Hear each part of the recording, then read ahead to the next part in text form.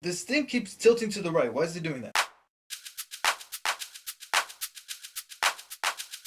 Hey guys, David here once again with the conclusion to War for Cybertron week. And what better way to close it off than with the actual game itself?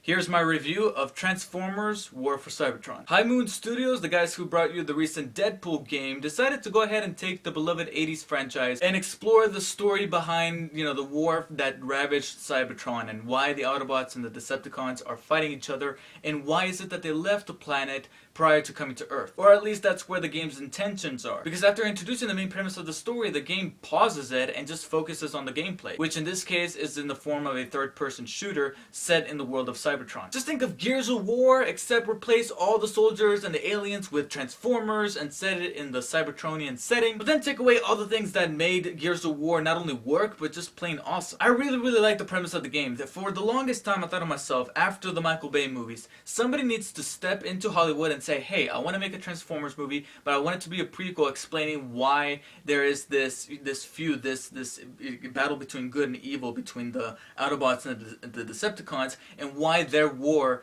tore apart Cybertron, and why it was such a huge necessity to come to Earth in order to be able to take the battle to each other. And surely the majority of that movie would be CGI, but it wouldn't matter, at least to me, as long as the movie were able to tell a captivating story with characters that we grew up watching and characters that, iterations of those characters that we genuinely cared about, and fleshed them out and have this nice little story with, some drama, but of course, a drama that would appeal to not only the fans of the old 80s cartoon that are now, in their 30s or something, as well as new coming audience, just kids. Which is why I was definitely excited about this game, because it was going to do what I really wanted for there to happen. An origin story as to why Cybertron got torn apart and why the Autobots and Decepticons are fighting.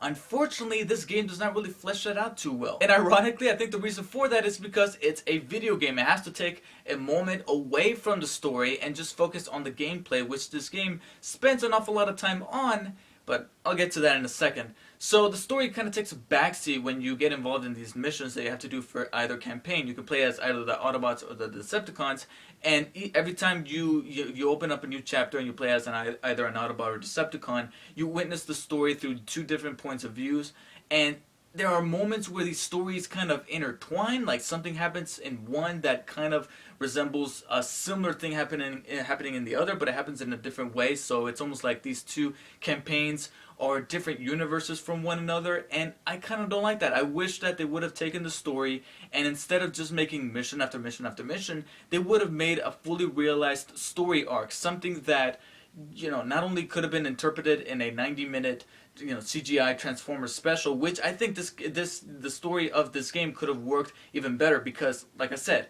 one of the problems is the fact that it is a game. I was expecting something much more realized, and because I was expecting that, this probably would have worked better as a 90-minute or even a 2-hour little mini movie. 2-hour mini movie is not so much of a mini movie to begin with, but like 60 to 90-minute episodic story arc that is CGI.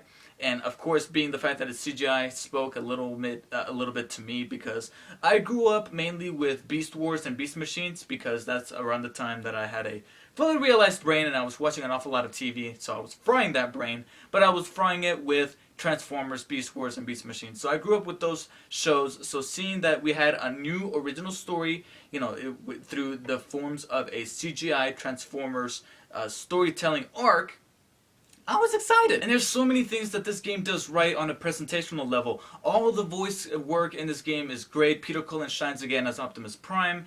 Everybody, just fits the character very well. Really liked the voice behind Megatron, even though he was a little too gravelly at some points, but overall he was good. And I said this in my figure reviews that you guys have been watching this past week, that I really like and almost love the design for the new Transformers. I love that they looked more a little, partly alien because of the fact that they are still on their home planet, so obviously they're not going to go into any sort of disguise, but at the same time they have that blockiness that we remember from G1 and that we can interpret interpret as, hey, yeah, that's Optimus Prime, that's Megatron, and you know they don't depart too far away from that to know that these are the iconic characters that we grew up with, and you know all the color schemes behind them and just their overall design I really enjoy. And the personas behind these characters are just like we remember them. You know, Optimus is the valiant warrior, Megatron is, well, Megatron. Starscream is the little weasel on the Decepticon side, and Bumblebee is a bit of a hothead, but his heart is in the right place.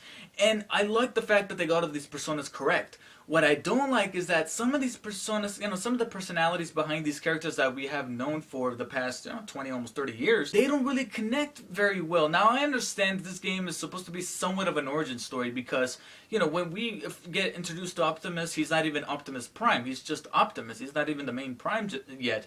And Megatron barely meets Starscream at the very beginning of the Decepticon campaign, so right there and there, they let you know that this is more of an origin story. And so, seeing some of these relationships not exactly click is a little daunting, and I understand that they're not supposed to start off that way because of the fact that it is an origin story. But it isn't until the very end of each campaign that we start seeing hints of that, like, you know, the camaraderie between Prime and all the other Autobots, as well as Starscream's allegiance to Megatron.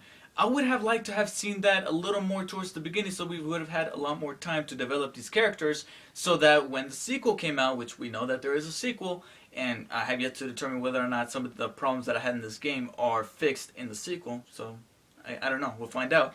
But by the time the sequel comes out, we'll have these characters that we genuinely care about, and characters that we want to see what happens to them within this universe that we remember back from the 80s. So to see those details in the sequel will just mean a lot more of an impact. I understand that I might be looking too much into that, but I really dislike when video games do this, especially with video games that take properties that I really love. I really love Transformers. Now, granted, I'm not going to be pretentious and say, oh yes, I remember Transformers from 1984, I remember the original movie, you got the touch. I didn't grow up with those guys. I grew up with CG Transformers such as Beast Wars, Beast Machines, those guys later on in the late 90s. But I did look back at the 80s cartoons. I did go, on YouTube and on other websites and watch some of the episodes and, try to figure out why this was so iconic, and I do feel that it is very iconic and such a huge part of our geek fandom. So that being the case, I'm very precautious as to how this studio manages this mythology and these characters and this franchise that has been so beloved for a long time. And to see that it could have done a whole lot better on the aspect of its story,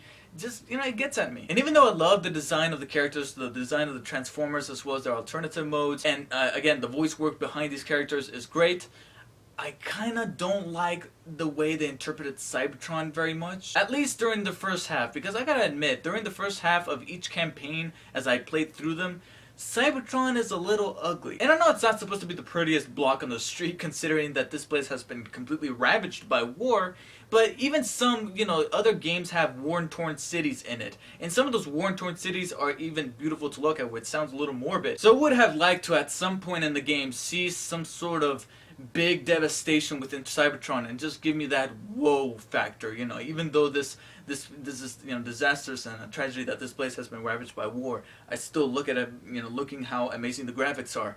And for the most part, all I see is just gray, gray panels and gray wires and electricity and stuff that just gets a little bit muddled. And there are moments that, because of this muddleness, I kind of lost the companion characters that I was with throughout the gameplay. And I'm like, okay, where are you? Oh, there you are. And if it wasn't for their names shining in blue neon, I wouldn't be able to tell them apart from the environment. That's not to say that there were moments in the game where the settings and the artwork behind Cybertron was a little more fully realized and it looked a lot better, but it wasn't until the latter half that this happened. Which brings me to the gameplay. How does this game play out? Well, like I said at the beginning of this review, this is a third-person shooter. It's as if High Moon Studios was playing Gears of War one night and they said, what would be cool? Transformers doing this. And it plays out pretty much like Gears of War. The only difference is that there's almost no tactical approach to it. It's very much run and gun. I mean, for the first, half, at least for me, for the first half of each of the Autobot and Decepticon campaigns,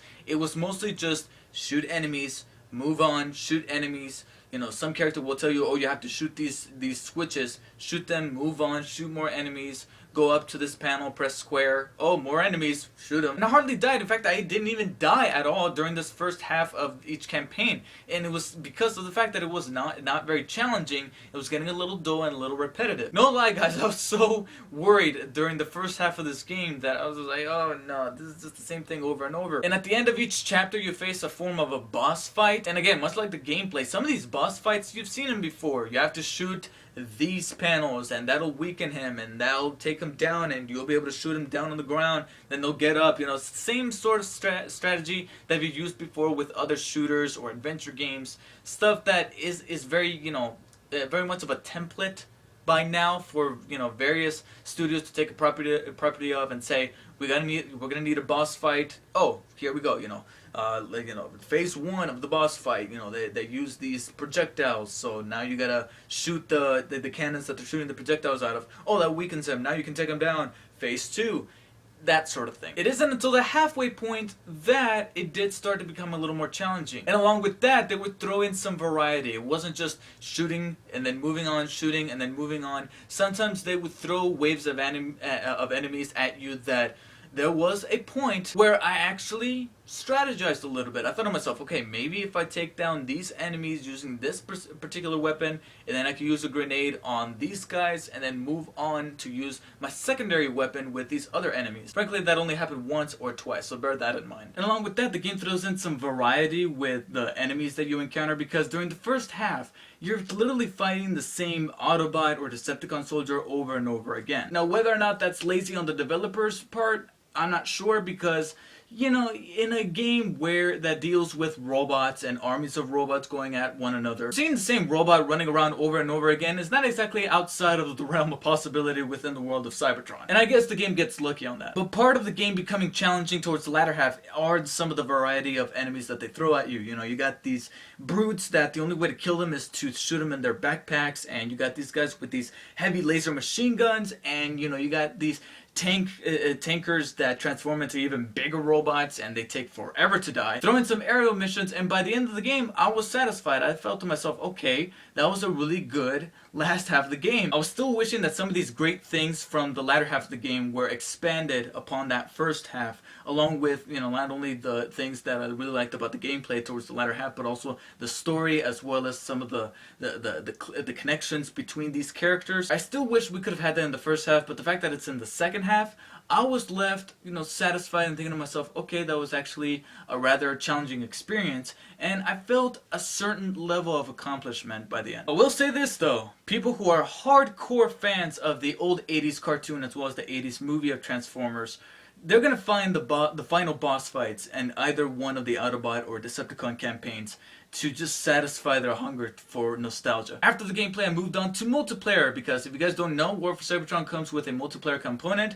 I mean, you know, it's Transformers, Autobots, and Decepticons, modeled after Gears of War. Why wouldn't it have multiplayer? And it comes with your basic modes. You got Team Deathmatch, Regular Deathmatch, you got their version of Capture the Flag, which is like capture and activate the node or something like that. And there's other modes where you have to accumulate 400 points by activating a certain switch or something like that, and you have to take these bombs and plant them in the other team's territory and activate them, and that's how you win. I only know this because of the little description that appears whenever I highlighted each mode in the menu. And the reason for this is because I didn't play any of them. Because much to my surprise, Transformers War for Cybertron has probably the most unpopular multiplayer ever. Nobody is playing these things. I mean, everybody is playing one thing and one thing only, and that's Team Deathmatch. It was the only mode that I was able to play because that was the only one that other people were playing. And speaking of other people, you know how many other people were playing the multiplayer for Cybertron? It's outstanding. It's all of 105 people. In a nation, let alone a world where we have hundreds upon thousands, and actually, you know what, scratch that, millions of gamers, the fact that you only have 105 people playing your multiplayer says one thing. If you have a slight inkling of a presentiment that your multiplayer is not going to be very popular, don't do it.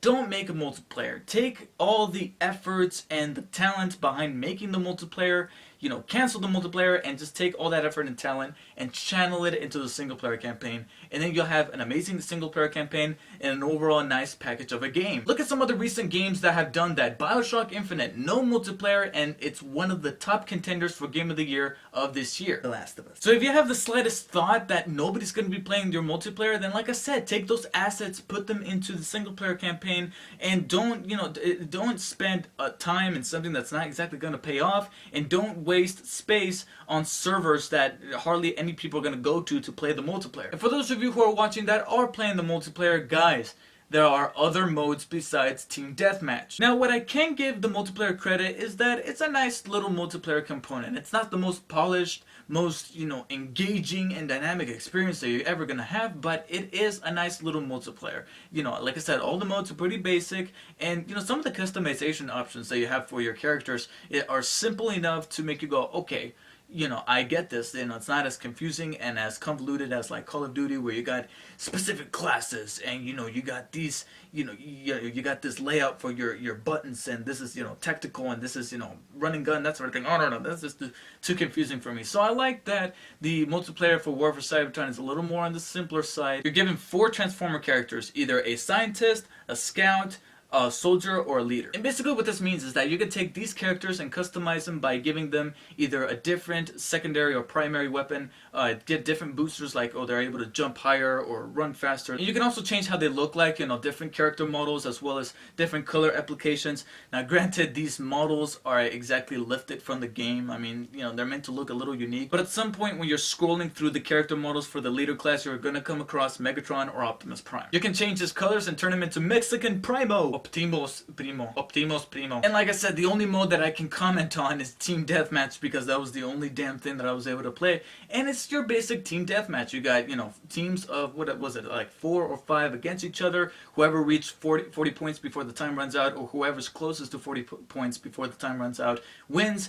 And I will say that even though one of the flaws that the multiplayer has is what other games do, which is to pit different level skilled people against each other. You got a level 5 versus a level 45 or something like that. The lack of balance between that is apparent here. But what the multiplayer has in favor of it is the fact that, one, not a whole lot of people are playing multiplayer, so obviously not the most skilled people are out there. Like the highest level that I saw somebody at was 25. Okay, 25 is kind of high, especially since I'm a newcomer to the multiplayer, since this is my first time playing the game. But, 25 is almost nothing compared to how people are leveled and skilled at games like Call of Duty or even Uncharted, where they're like at level 60, 70, 80. So seeing the fact that they're at level 25, that gives you an opportunity to be able to sneak in 1 or 2 kills. And speaking of kills, it's actually kind of easy to level up in multiplayer. I mean, I only played once. 1 match, and I managed to garden about, maybe 6 or 7 kills. In that short amount of time, I leveled up to level 4. I, gained like 1, maybe 2 trophies, and not a whole lot, but like a handful of rewards, and I was like, okay, this is actually a little easy. I don't know if this is a good thing or a bad thing, but I think it makes this just a little more enjoyable, considering the fact that hardly anybody's playing, so it's a little easy to level up to the highest level that people that are currently playing at, which, like I said, the highest level that I saw was like 25 or 30. So in that sense, the multiplayer can become fun. But since not a whole lot of people want to play with me, let me rephrase that. But since a lot of people don't want to play multiplayer with me, I don't see myself revisiting it anytime soon. And you can also play multiplayer via co-op, and you can experience the Autobot and Decepticon campaigns